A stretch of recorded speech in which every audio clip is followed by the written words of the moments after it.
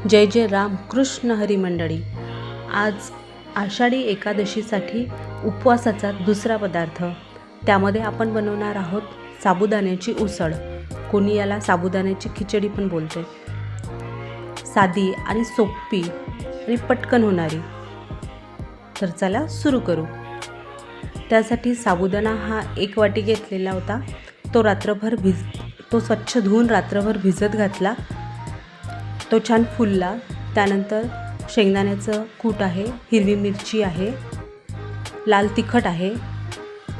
तुम्हाला जितकं तिखट लागेल तितकं हिरवी मिरची किंवा लाल तिखटही घालू शकता। त्यानंतर मीठ आणि उकडलेला बटाटा आहे तो।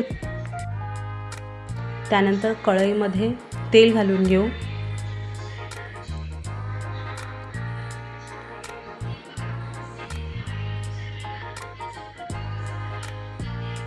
तेल तापल्यानंतर त्यामध्ये हिरवी मिरची घालू। तिखट हे तुम्ही कमी जास्त करू शकता। मिरची परतली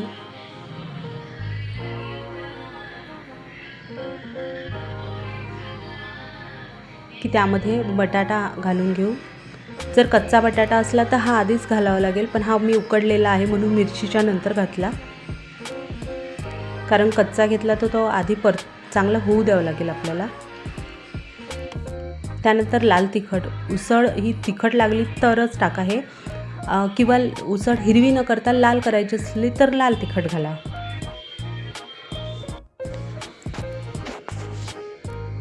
हे आता चांगलं परतवून घेऊ। थोडं तिखट झालं की त्यानंतर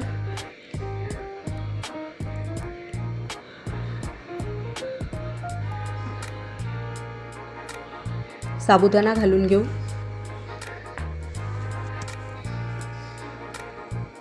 हा व्यवस्थित परतवून घेऊ।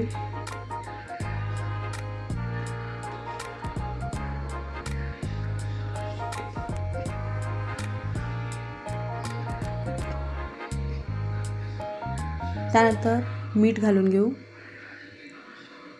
मीठ चवीनुसार।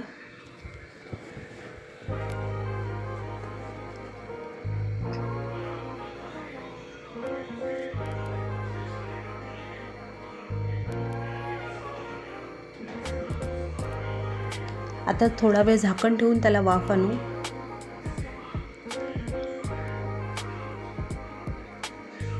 परत थोडं परतवून त्यामध्ये शेंगदाण्याचं कूट घालून घेऊ।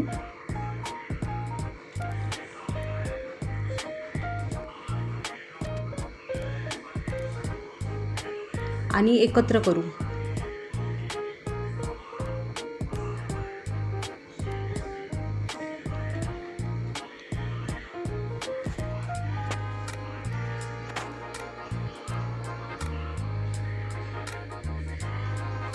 छान वाफ आली त्याला। साबुदाणा हा शिजला। साबुदाणा शिजायला तसा फारसा वेळ लागत नाही, कारण तो आधी भिजू घातलेला असतो। आता प्लेटमध्ये काढून घेऊ। दही आणि हिरवी मिरची यासोबत खूप छान लागतो, किंवा लिंबूही चालेल।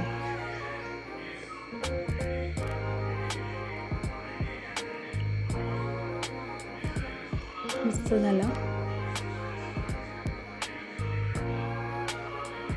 अशा प्रकारे तयार आहे साबुदाण्याची उसळ।